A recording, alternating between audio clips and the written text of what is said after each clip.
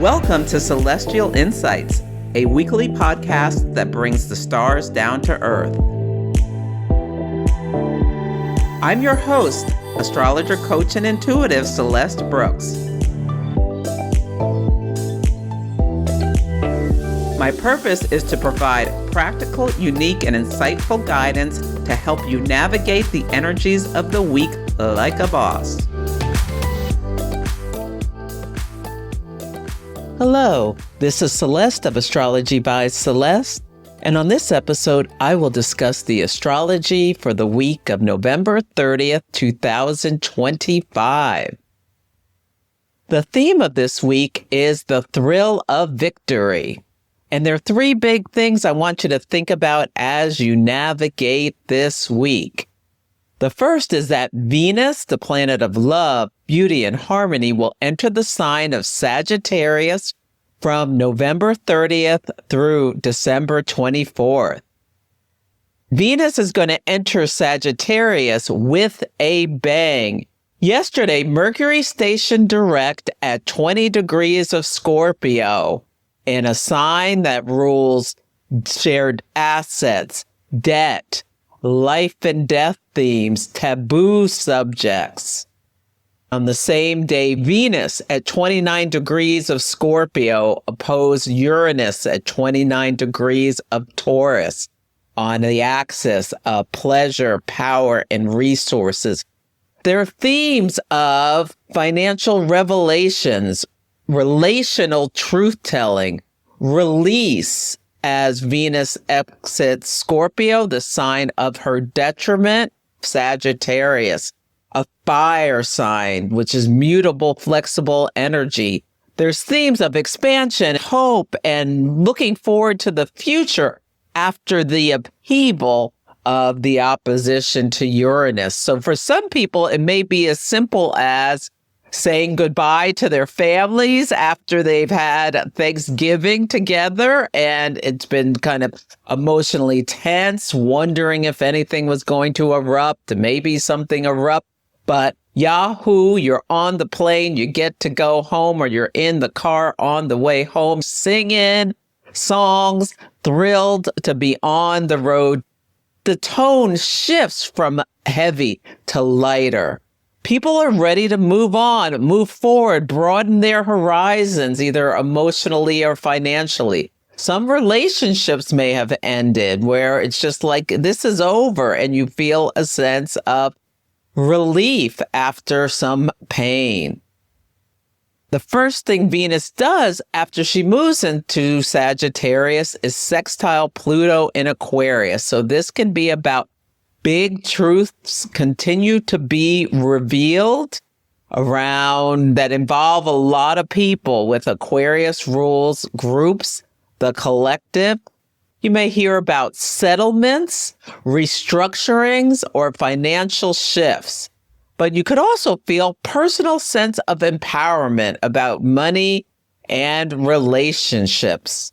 Some of the collective themes could be about global alliances or high-profile relationships changing suddenly. The United States is a Sagittarius rising, so Venus here can bring good news or boosts in diplomacy. I'm wondering if a peace plan that was put forward by the Trump administration for the Ukraine-Russia peace process, now, there's a lot of scandal around it as well, but if that was to be signed or something, that could be symbolic of this during Venus in Sagittarius. The United States ascendant is 12 degrees of Sagittarius. It might not happen right now, but it could happen during this time. Diplomatic or economic success stories are possible. You may feel a desire for honesty, freedom, and adventure in relationships. You might let go of some emotional heaviness and feel a sense of new possibilities, especially if you're a Taurus or a Libra. These signs are ruled by Venus. You may feel a lightening up. If you're a Sagittarius sun, Venus is going to be coming towards your sun. Sagittarius is a sign of philosophy, A clearer sense are your personal values. Venus rules values after something was revealed to you. And even if it was a painful reveal, there should be a lightening as Venus moves through this sign. The 2026 Lunar Planning Guide is a digital, fillable guide that walks you through each moon cycle with themes, major transits, and journal prompts so that you can stay aligned with the energy. And beyond the moon, it includes all the key astrology for the year, the retrograde, sign changes, and major planetary events that shape the collective story. If you're looking for a clear, practical way to stay organized and grounded, this will help you track your intentions and make sense of the shifting energies in 2026. It's only $22 and the link is in the show notes.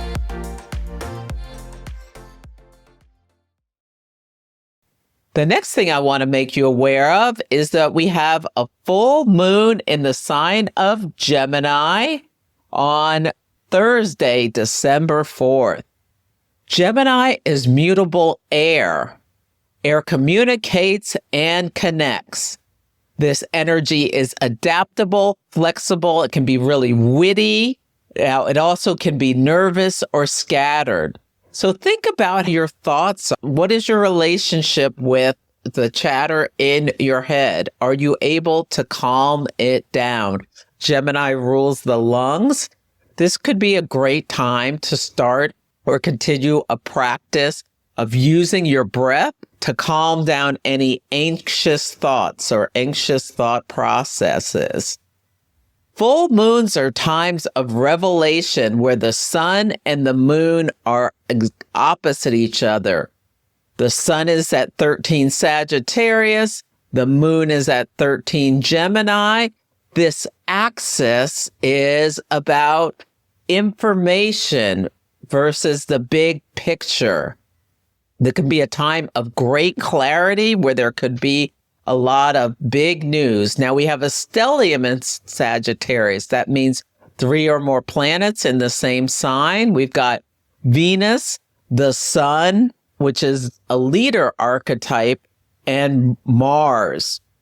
So there's this amplification of truth seeking and desire for exposing what is real. There could be a big information release at this full moon. If the full moon hits your ascendant, this could be a great time to check in with your health. If you are a Gemini rising, how do your shoulders, arms, hands, and wrists feel? Do you need to do some stretching? Are your nerves causing you any problems? If you're a Sagittarius rising, how are your hips or thighs? Do you need to do some stretching? How's your liver? Do you need to do some kind of cleanse if you're feeling like your digestion is sluggish? These can be themes that come up for you with revelations at this full moon. And think about it as well. If you're a Gemini moon or Sagittarius around 13 degrees as well, you may really see some kind of story.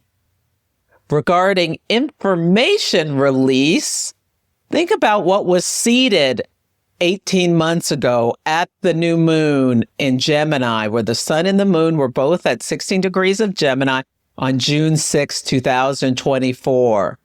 At the first quarter moon, where the sun was in Pisces, the moon in Gemini, both at 16 degrees on March 6, 2025.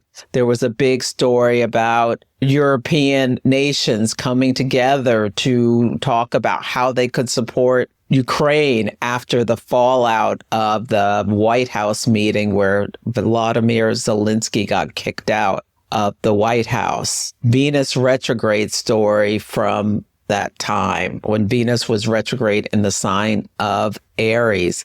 Now we're at the full moon where the sun is in Sagittarius, the moon is in Gemini, both at 13 degrees across the ascendant. The moon is at the ascendant of the United States Sibley chart.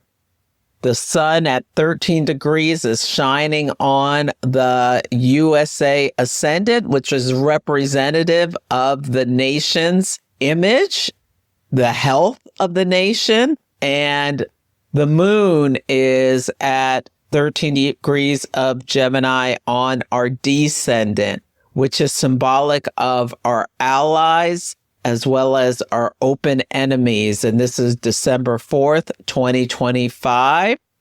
The last quarter moon will be when the sun is in Virgo, the moon is in Gemini, September 4th of 2026, both at 11 degrees. Approximate point over this 27-month cycle as the sun is advancing around your chart. And there can be a story if you have anything around 15 degrees of the mutable sign. So you can look back in your journals or think, do any of these dates pop out at you? And this is a really important full moon for the United States. It was across our ascendant and descendant, as well as it's squaring the lunar nodes. The north node's at 13 Pisces and the south node is at 13 Virgo. These are all the mutable signs, and they're making what's called a grand cross. This is a really tense energy. It's crossroads energy.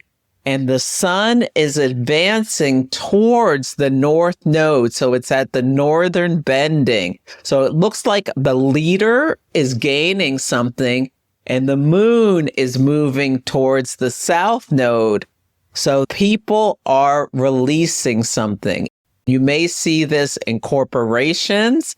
A CEO screws up the company, gets a big payday to leave, and some people get laid off. This feels like big leadership shifts in topics associated with Gemini and Sagittarius. So we can see leaders versus the people. Professors, a Sagittarius topic versus students, a Gemini topic. Publishers versus reporters. Think about what the sun is gaining and what you're releasing. One of the things I'm a little concerned about, I think people need to pay attention to health news because there may be a really serious flu season this year.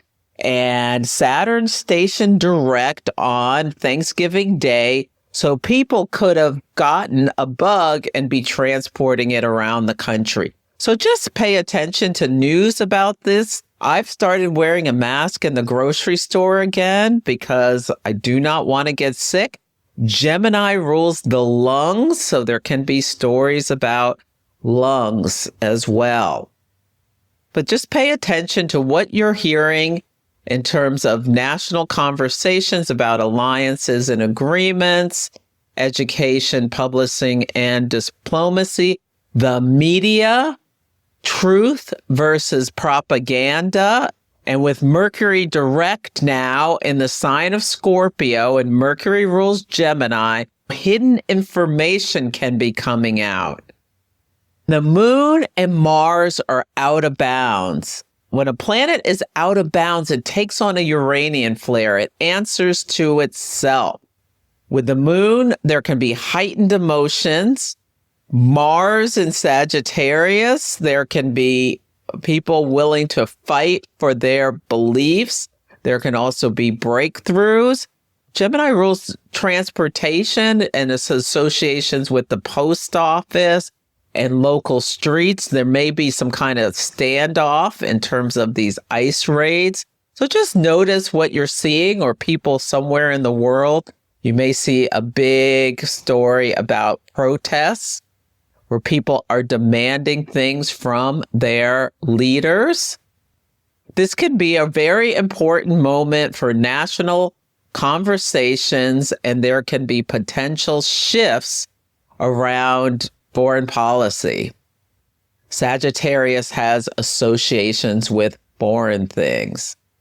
And it's really important for the United States because it's across our ascendant and descendant.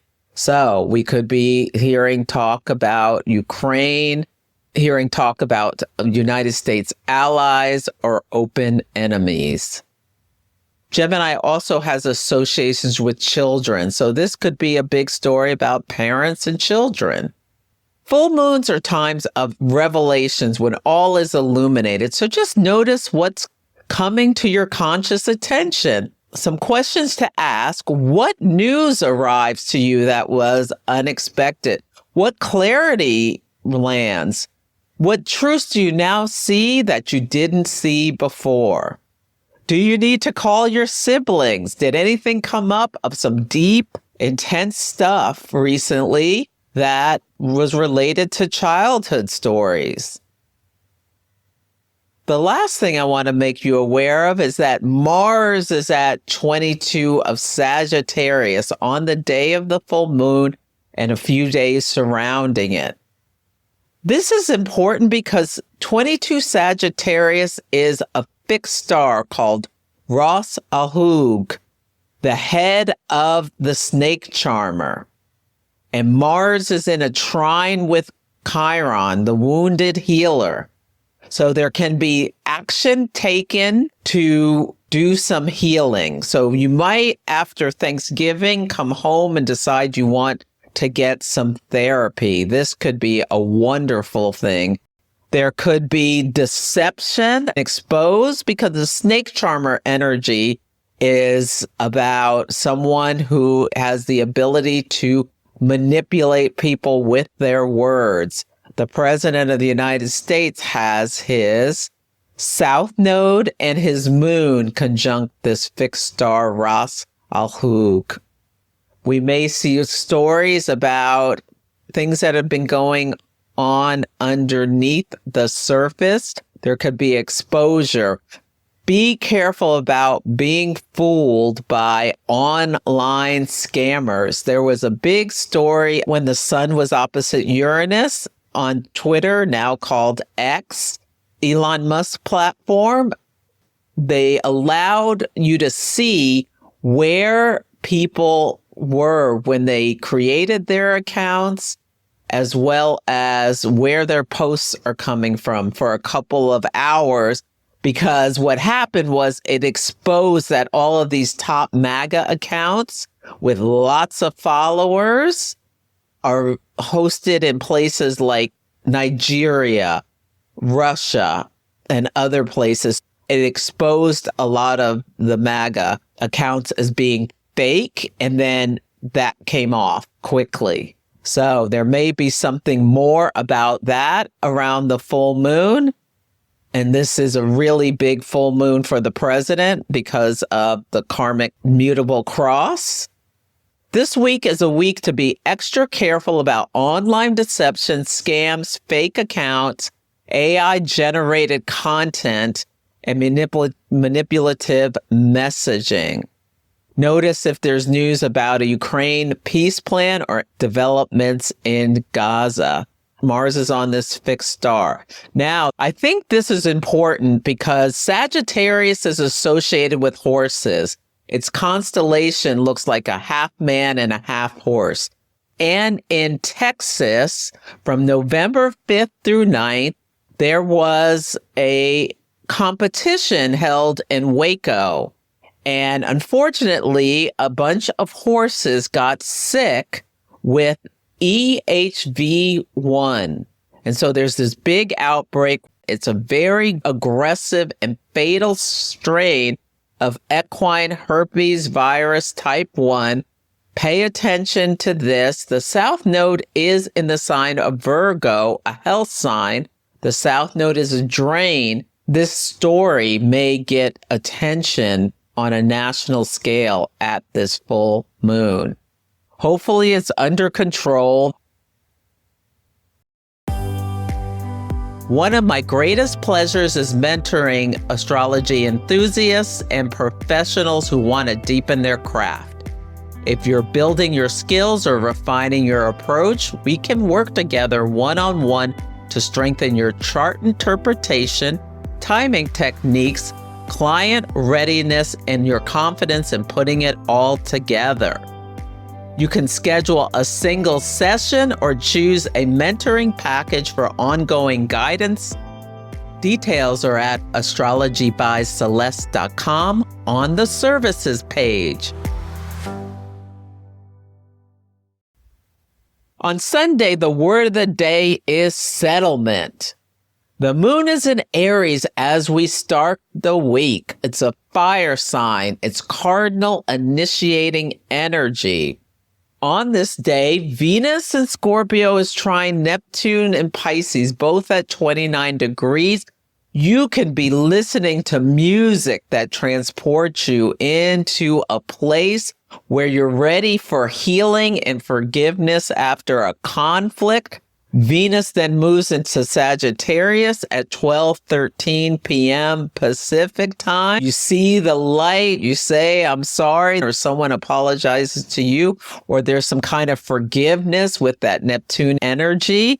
I also thought there may be some news about Gaza settlements and any kind of shocking financial offer that is made for the Palestinians to move out. Notice if you hear any stories around that.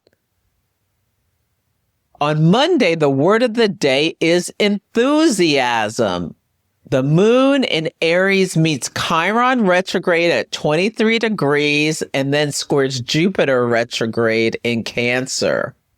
Now, if you had been irritated by family demands of drama, there can be feelings of relief with this, or like you have to do some final thing related to it. The gibbous moon will be at 24 Aries, both conjunct Chiron and Eris, the goddess of chaos, retrograde. People may be thinking like, I'm over it with the family drama. They are celebrating, but there can be big news. Gibbous moons is where the moon is pregnant with possibilities. The sun is in Sagittarius. The moon is in Aries. These are both fire energies. This could be, I want to sing and shout and let it all out. This is a great day to go to a dance class or just dance in your living room or dance in your chair, whatever. Listen to some fun music. The Taurus moon begins at 7:12 p.m. Pacific time.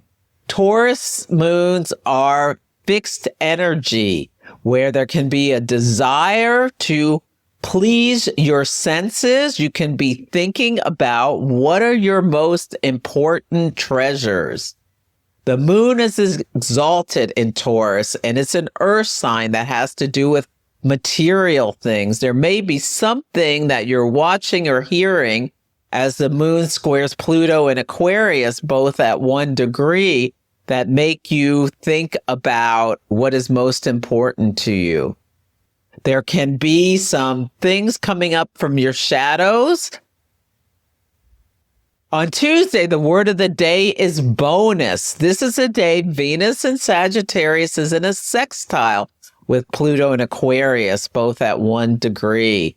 Pluto unearths things. It has to do with power dynamics.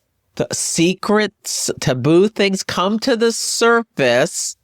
Sextiles are opportunities. I have the image of a company talking about bonuses with people, that you can get a certain bonus if you sell or do something, or the company achieves the kind of milestone. Now there can be hidden things coming up to the surface. So just be aware in your relationships about your ideals, Aquarius, things coming up to your conscious attention about what you really value. But Venus is a benefic, so there is the potential of gain here. On Wednesday, the word of the day is inheritance. The Taurus moon is opposite Mercury in Scorpio. Mercury's now direct, and they're both at 21 degrees.